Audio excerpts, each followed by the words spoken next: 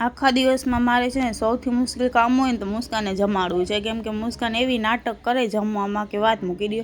તો એને રમાડતા રમાડતા મેં તો એને થોડું ઘણું જમાડી લીધું, એ જમી લીધું અને પછી મારે જવાનું હતું દેણું પડવા. અને મારા જેઠાણી જો મસ્ત મજાના છે ને કે સગડી ઉપર રોટલી કરતા હતા. સગડીની રોટલીની મીઠાશ એટલે કાંઈ બી ઘટે નહીં.